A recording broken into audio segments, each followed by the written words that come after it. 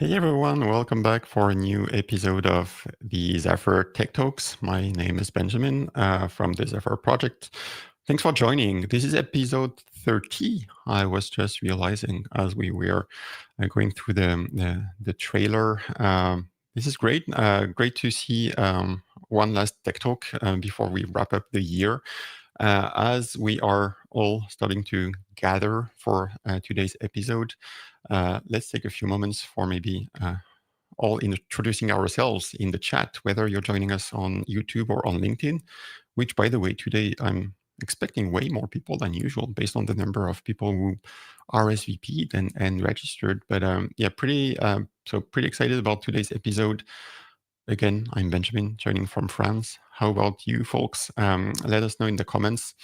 And today's episode, as you probably know, if you're here and you were maybe eager to hear about it, this is going to be about all things Devicetree again. But Devicetree is an important piece of the Zephyr puzzle. But basically tooling around Devicetree and tools that can help you sort of navigate this maze of like files being included all over the place. And it can be hard to sort of like assemble and grasp what's going on with the Devicetree file. For that, we've basically asked Maxim and Mattia from Well, actually, I should ask you guys.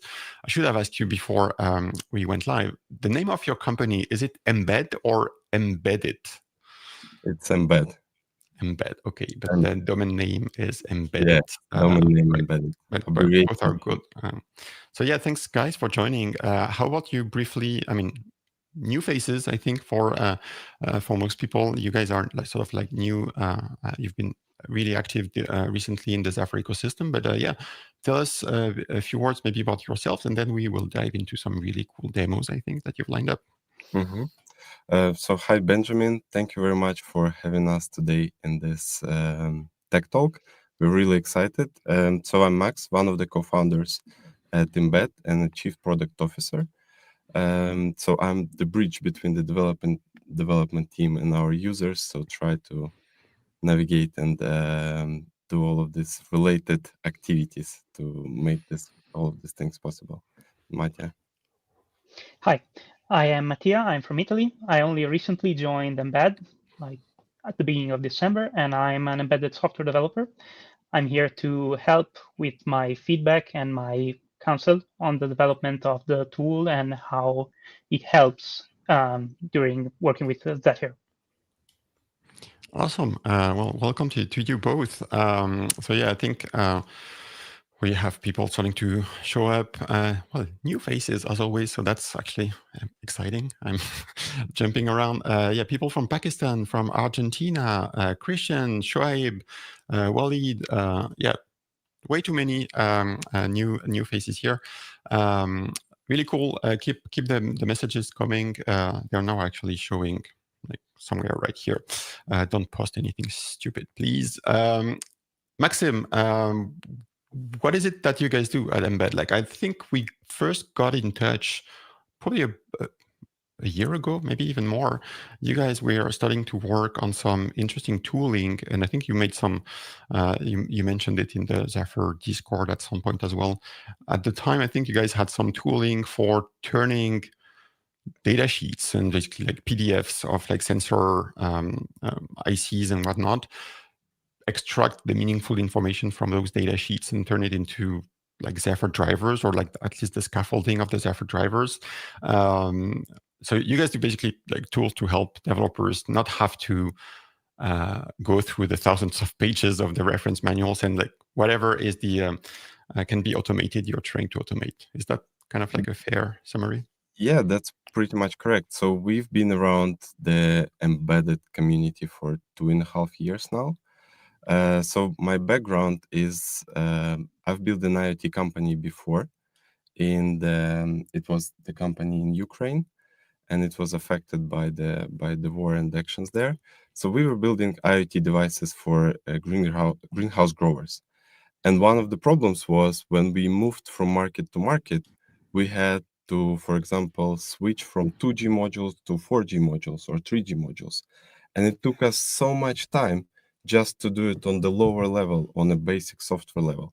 So when these things happened with the company, we sit together with my co-founder, and we decided to change something about it. And that's where the idea of Embed came in.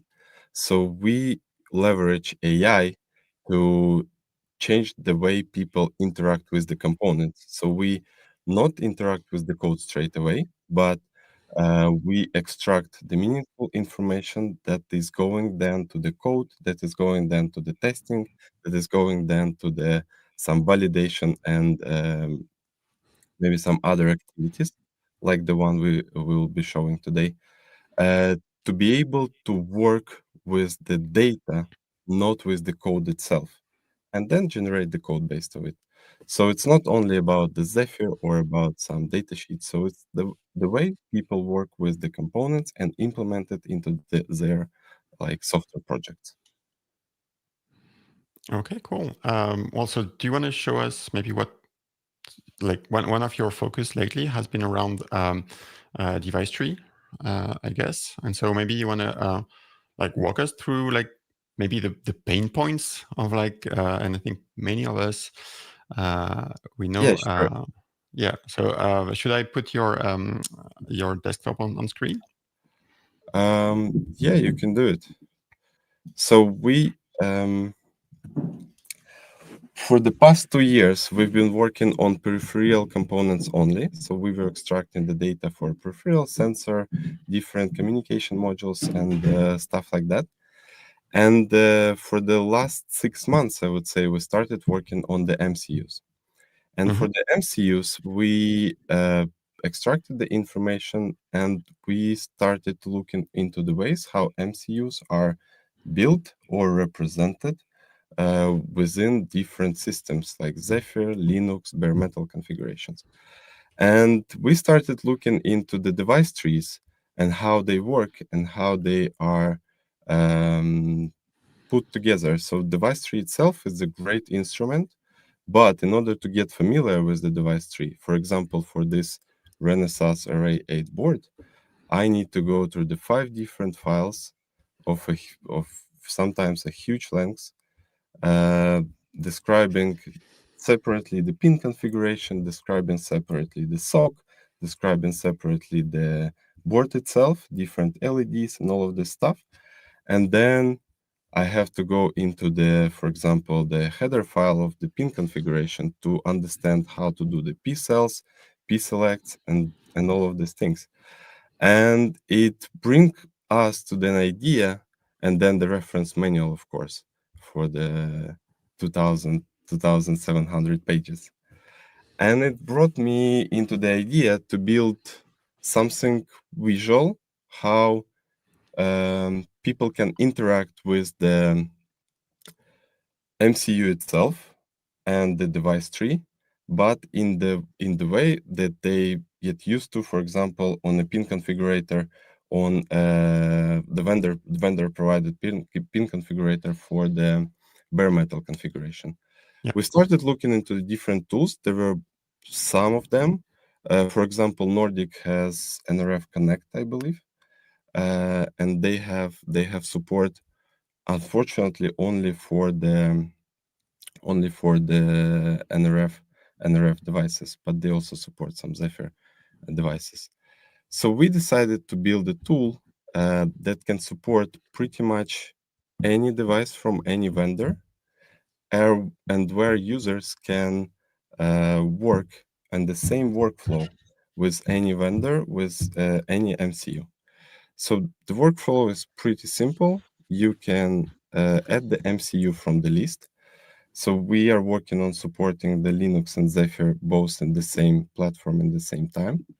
So you can select the board. And what we do on the background is we put together all of the DTS and DTSI files, put them all together in the one structure. And we also pull up the information about pin assignment, pin functions, P cells, how they are calculated, and we take the SVD files to sorry We take SVD files to combine those with the nodes from the DTS, because you might probably know the namings in DTS files are quite different from what vendors are naming their devices on. And this is what you receive. So this is the visual Devicetree editor combined with the pin configurator. So what we have here is the fully compiled, so the whole structure with the whole structure, the Devicetree with all of the sections, SOC, CPUs, LEDs, buttons, everything that you need to add on top, you can add on top. And the way you interact with it is all visual and all like in drag and drop fashion. For example, if I, for some reason, want to put LED section under the clocks, I just drag and drop it. And when I generate the DTS file back, the system will automatically create LEDs section as a child of clocks. And then all of the included children will be there. Or I want to put it back, or I want to add some additional node. For example, I want to add third LED. So there are a bunch of ways how I can do this. This LED is already configured. So for example, I duplicate the LED. It creates me a copy, and I can create the LED4 or add the label like LED4. And all of the references also interactive, so you can refer to other I/O port, let's say I/O port 3, and select different, select different port. And so you've mentioned that like initially there's like a bunch of many files, like DTS includes, etc. So whatever edits you end up making in the tool, where do they end up being saved then? That's a good question. So right now this tool is isolated from the mainstream. So it creates the configuration that's been saved in your account. And when you generate the DTS file, it generates you the whole DTS.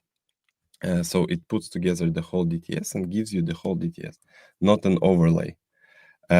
Lots of users are asking us about creating the overlays, and can I just create the part that I've changed or create an overlay?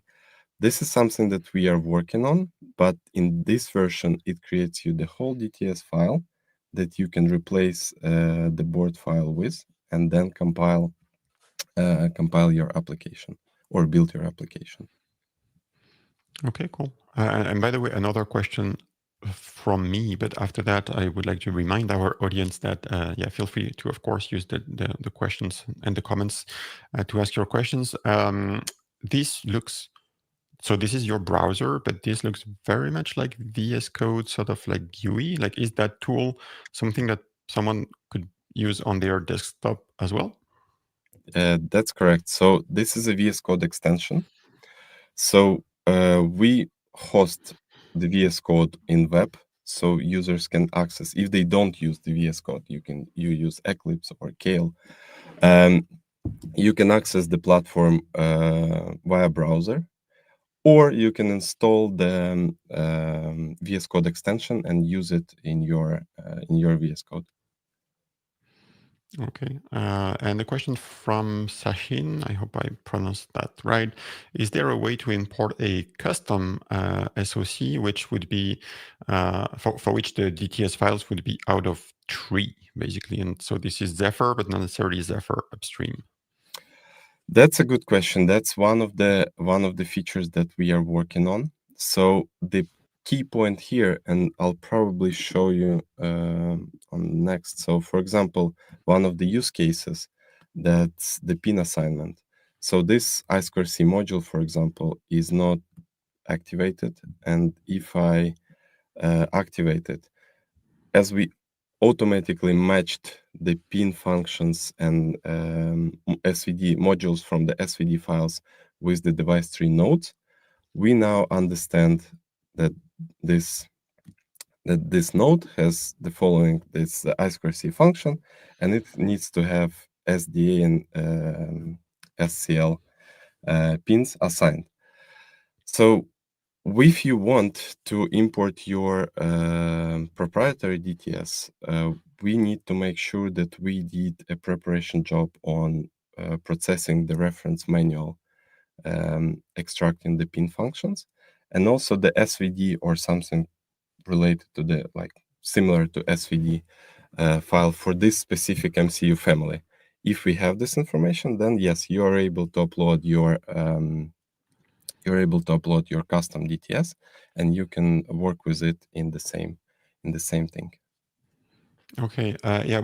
So one more comment / question, and then I will let you sort of like keep on with your flow. But I guess Fabio is commenting on something related to what you just said. So the UI for pin control is brilliant, but does it work for all Zephyr supported platforms out of the box? And I guess you kind of just replied to that. Like, you need to do some kind of pre-hashing of the reference manual and some QA, I guess, of the information before everything is fully. That's correct. Yeah, that's correct. So we do our homework. So we do the preparation work for you. So we process the reference manuals, we process SVD files and other sources, as well as H files for the pin maxing and P-cell calculations. So once we did that, and we will be doing, like, significantly increasing the coverage within the next few months, I would say. But once we did it, the board or MCU family will be available on the platform, and then you would be able to either use the main upstream DTS files or upload your file to work. So it will not work out of the box with all of the MCUs that Zephyr currently supports. Okay, great. Thanks for the detailed answers. So yeah, I'll just continue. So all of the active nodes that are working, they are marked with checks, so you can assign them. So you can activate it by clicking or unclicking the check mark here. Also working with the properties. So you can, for example, let's create. I see. Oh, they have only I. Okay. But yeah, this created as a child. Let's then put it back. For example, we want to create. I see 2, and we want to add some properties into it. So we add the properties, but right now, so one of the, like, most popular questions: do you double check properties against the binding files? We don't have this yet, but we want to add this as soon as possible. Working really hard on doing this. But meanwhile, you can search for example, IIC0, and it will give you all of the properties that I2C0 had. So you can select them. Pin control we probably don't need. So you can select them, and they will automatically be pulled up from another node. So you can change them, make some changes, adjustments, but it's an easy way to work with new node, just or duplicating it or pulling up some properties that you don't really know which one should I get. Any questions? Because I don't see the questions here. Yeah. So the question from Ivan, which might be maybe skipping a few steps ahead of what you wanted to present, but I guess we can address it now. Like, what's the name of the VS Code extension / how does someone use this, I guess? Okay. Yeah. So that's Embed, but this is in. I wouldn't say it's a private beta, but it's on unreleased beta version right now. We will be releasing it within a few weeks, I think, to the wider audience, putting together the significant coverage of the MCUs. And yeah, but it's Embed. yeah, you can search for it in the marketplace. Okay, cool. Another question from Sachin is another pain point I face is finding device ordinals to debug init code of drivers. Will the tool take devicetree underscore generated.h and populate dev structure? Or maybe this is more like a job for the DT doctor thing. I don't know, like thoughts on that? Not sure. Maybe Mattia, you can help me with that. Yeah, so I don't think that the Devicetree generated header is in the roadmap for now, and I'm not sure if it could be even imported. I mean, the header file has a kind of compiled information that it's really hard to reverse engineer towards Devicetree files. So yeah, right now it's not possible and it's not on the roadmap, but we may consider it. There are a few things here. The first thing is for the already generated, not already generated, but already written by someone drivers. We will be pulling up the binding information, and all of the properties and property values that are required to be there will be there and will be cross-checked. So we had in our platform, we have two sections here. The section one is about the peripherals and the ability to generate the Zephyr drivers or Zephyr driver scaffolding, as you said, for certain peripherals. If this driver was generated by our system, I think we can do this and we can include that, but not within the generated DTS. So when I look into, for example, okay, this might take a lot of time to fix it. So yeah, this might be included at some point, but not at the moment. Coming back to my device. Yeah, so you can arrange the properties, you can add some properties, delete some properties, add and delete nodes. And also for the external peripheral devices, or for the pin assignment from the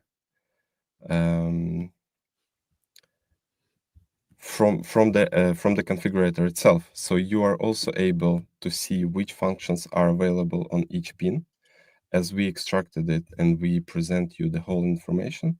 And it also corresponds to the nodes or to the devices that are using this specific function.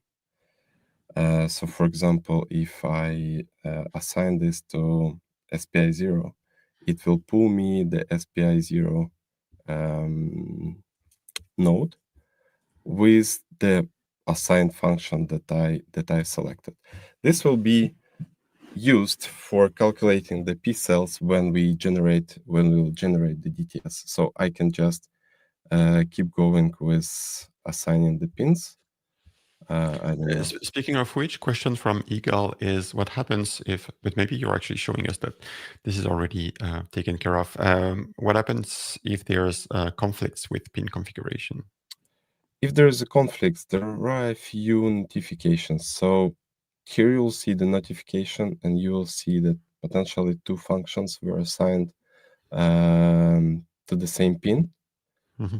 So you can then go back and then somehow resolve it, reassign it for one pin or another. But I'm planning to add the filtering function here, so you will see which one is available to assign. Yeah. But if it's already assigned, this will be like printed in red, and you will see that's like this one is already occupied, and you're not able to assign this one, because this is also the popular question, and I see people who struggle, for example, for smaller devices, because this one is pretty rich for pins, But if we open, let's say, another device, so here is much less room for where you can work with the pins, and you need to be precious and cautious on the pins that you have selected. So yeah, it gives you some notification. It will also will work on flagging up the pins in the selector. So this will be resolved, I think. Yeah. So what else? We already have seen how to add some properties. You are able to add any property from any node anywhere. So you can search for a property name, whether it's status, and you will see status from every single node. So for example, if you want to, or not status, let's say compatible. So you will see compatible from any single node that is already there. If you want to just reuse this field, you can select which one do you want to reuse. Or you can add a custom property name, my property, and select the type. This can be an unders range, reference, string value, or different numeric values. So for example, if I create a reference, it will show up as my property, and I can reference pretty much any node.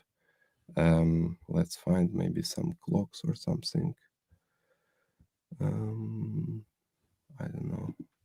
Yeah, and you can add additional property values that might be string, might be numeric value. So you can add them, and you can work with them if they are some custom or very, very specific. Any questions we have on this stage? Well, you're kind of spoiling us with really nice, fancy, really good-looking features. So maybe the elephant in the room, sort of. A question from Kyle, who's also a Devicetree guru in the community. Will the tool be open source, and will it be free to use? So the tool itself will be free to use. It will not be an open source, as we will not publish the code itself, but you will be able to register on the platform and start using it for the boards that we provide support for.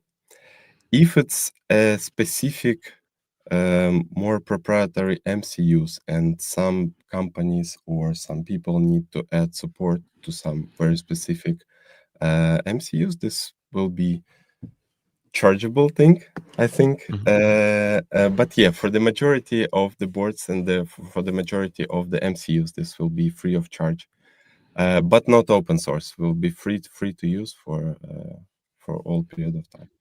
Okay, great. And there was a question earlier from Michael.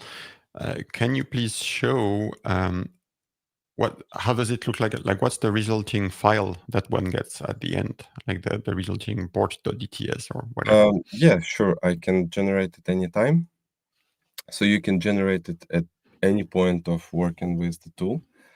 As I said, we don't generate the overlays yet.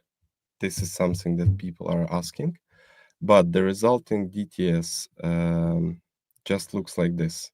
So it's the whole DTS, the same thing that you have seen. With, for example, let's see. Yeah, we added some pin assignments and P cells, so it's calculated itself the values of the P cells. I can already hear Kyle typing. So he's doing the DTS VS Code extension, and I'm sure he's like, "But guys, like, why is it not showing syntax highlighting? Like, this is VS Code, so you could pull in the Devicetree tooling so that we have the fancy yeah, we'll do it. Right. We'll do it 100%. It's just so many things we need to figure out at the same time, Yeah. and you give the higher priority to like the majority of the functionality that really needs to be working and make sure everyone gets happy. But yeah, this is how the file looks like. We can add some additional things like DTS doctor and some additional things here. What we actually working on and plan to release today or tomorrow is the on-the-fly validation. So when we generated the DTS file, it goes not straight to the UI, it goes to the Zephyr image of the Zephyr project that consumes this DTS, compiles the Hello World project, and then gives you the status if there are any binding errors or if everything is okay and Hello World project went smoothly and you can, there are no major mistakes related to the bindings in the project, so you can start working with it and you can generate the Zephyr project out of it. So yeah, this is how the DTS looks like. Any questions on this? No, I think we mostly caught up on questions. There was like I said, public announcement as a reminder to folks, because we just add the question. This is recorded, so like the session will be available whether you're watching us on YouTube or on LinkedIn. Using the same link, you can come back in a few hours and catch up. And yeah, for the person who asked the question, I think they asked on LinkedIn. I would actually recommend that you subscribe to our YouTube channel so that you don't. I think it's easier to watch the replays there, and there's quite a lot of other content as well that you can watch on the YouTube, including all the recordings of the past 29 Tech Talks, previous 29 Tech Talks we did. So yeah, but apart from that, I think we are good with questions. Folks, if I missed, if by now your question hasn't been answered, it's because maybe I missed it. So please feel free to ask again. Yeah. Okay, so I can go on. Yes, please. Cool. Yeah, there are not so much more things to show, but one of my favorite thing and one of my favorite feature is that the logic view. So we have an alternative view to the MCU pin view. The logic view gives you a sense of what modules are being activated and what is connected to those modules. So for example, if we are talking about connecting the external, I don't know, accelerometer or whatever sensor that you have. So we activated our I2C0, right? And we can add the module here. So I have in my peripherals bunch of sensors. So I can add the ADXL 345, for example. And it will automatically add this sensor as a child. So this is a child now, and you can visually see what is connected to those logic modules. We will be adding some, again, additional tweaks and settings to this view as well. But this gives you a live briefly perspective on what is connected to different modules and how many devices are connected, how many more you want or add to can connect. And yeah, that's an interesting use case. And then we can come back to our module and then do all of the properties that we need to have. So it's like IMU sensor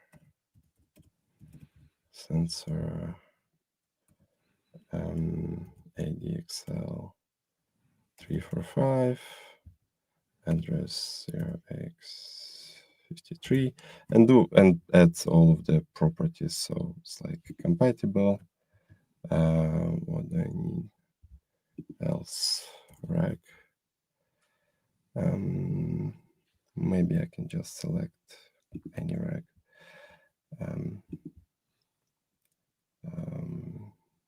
Yeah, FIFO. Do we have FIFO watermark? No. So I can add those two. ADI, ADXL 345. So yeah, and the rec, I don't know what this is.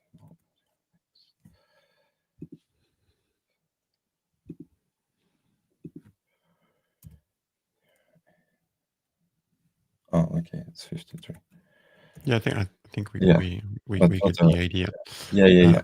I shouldn't. Yeah, one yeah, one question I have, and I think maybe you have hinted at that at the very beginning, but so what we see right now, like basically the state of your editor, is this like working directly off the Devicetree file, or is there some kind of intermediate um, file that's sort of supporting all the Mhm. edits that I have? And I guess part related to the question is, I mean, most SOCs and drivers as well for peripherals, they are mostly stable, but they might change. Like maybe uh, next Zephyr version, there will be some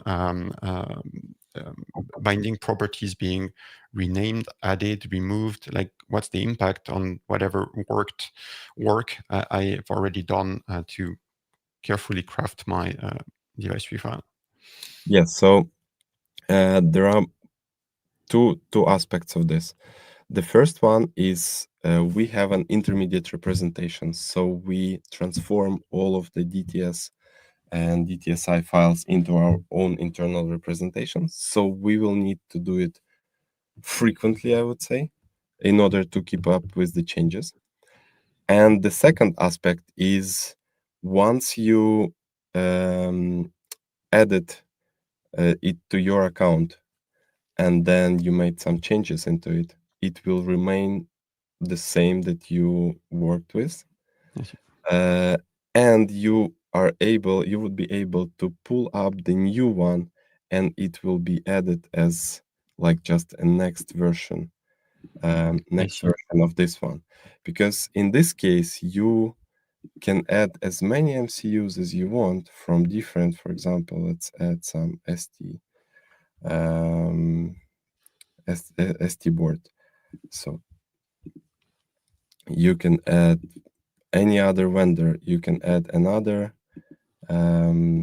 Renaissance board. So you can add them and work with them as much as you want, but the one that you've saved and you generated, sorry, the one that you saved and you generated DTS for will remain the same with you. I see. Okay. And a question from Kyle that's kind of related. Once a file is generated, can I reload it and continue to work on it? File is you mean download it or? Well, like once you have your Uber Devicetree file for the board, Yes. can you do like a round trip and like go back to the editable state where it's like loaded up in Embed with like all Yes. the fancy? Yes, sure, but it remains the configuration in the state of the configuration. So Okay. it's not that you need to upload back the device tree. It's just the configuration. It is stable. When you generated the device tree, it stays there. It doesn't go anywhere. Okay. Okay. Question from Michael. I think we may have seen this before with the pin conflicts, but can the graph diagram show us the errors like DTS debugging? Not sure if I'm familiar with DTS. You mean the errors in the DTS? Yeah. Well, and I guess part of the answer is that it mostly doesn't let you write things that are completely broken in terms of like the syntax. Yes. Right. So it doesn't give you to do things that are 100% broken. So you add properties, you will not lose any structure of this. You add children.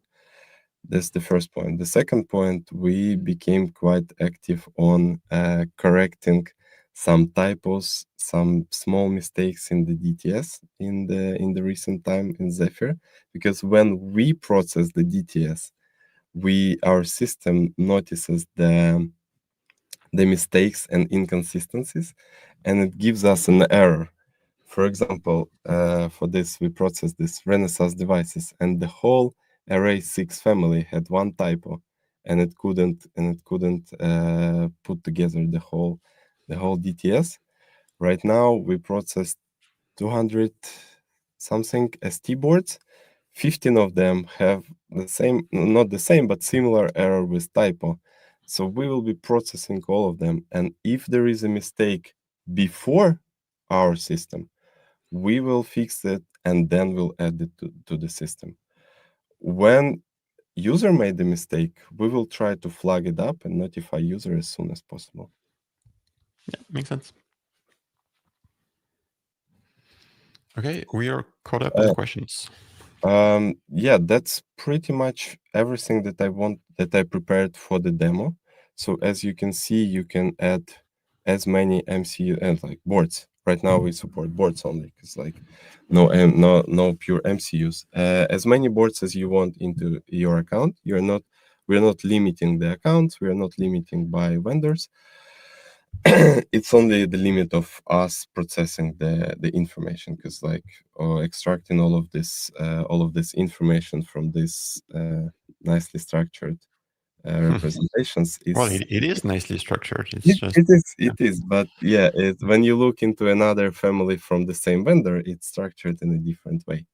So yeah, it's a bit of a job, and we are doing it on the background for our commercial customers, and as well as we want to share it with the community.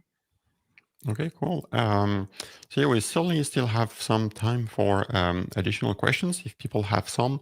And I guess maybe we can talk to, I mean, a question I have is, from what you've demoed, it seems pretty feature complete in a sense, but like, are there any sort of like limitations of the tool currently that you want to sort of like address in the future, or features that you have planned? Or Yes, definitely. So the number one priority for us right now is the bindings. We want to double check in real time. So when you add the node, when you add the compatible field, we cross check straight away against the bindings, what are the required properties and their values. That's the first point. The second point, in the same way we worked with the pins, we want to provide users an ability to work with interrupts and clocks. These are next milestones in the product feature coverage. And then, yeah, of course, the coverage itself. So we'll be adding more and more vendors. We'll be adding more and more MCU families. And yeah, these are the top 4, I would say. okay, cool. Actually, one I didn't quite put the questions on screen until now, but Agustin was asking, like right now, what you're showing is effectively a VS Code extension, but it's like there's only one thing that we do, which is embed. The question is the tool is this linked to a Zephyr project, a local Zephyr project, or kind of related? Like if I'm using embed extension alongside an existing Zephyr project, can I maybe do more, or like can I have a better, I don't know, like integration, stuff like that? We just yesterday had a call with the AC6 guys. They have the Zephyr Workbench project. So this may be something that we will be exploring, the integration with the Zephyr Workbench. It's not connected to your local Zephyr project yet, but we are looking on the ways how to connect those two. Yeah, perfect answer. As far as I'm concerned, Eagle is asking, are you considering also support for JetBrains as a plugin? We haven't considered it yet. If there is the significant usage that might come to the tool from there, yeah, we might consider that. But not. I wouldn't say it's a priority for the next 6 months. Yeah, okay, that's fair. Okay, cool. Well, if there's no other questions, let me just double check in case some of them are lined up and there's a delay. But yeah, no, I don't see any further questions, so we can maybe slowly wrap things up. Reminder, people, if you're watching this as a replay, you're watching the recording on LinkedIn, on YouTube, you still have time to ask and post comments. Please do not hesitate. I will make sure that Maxime and Mattia get a chance to have a look at them and answer them.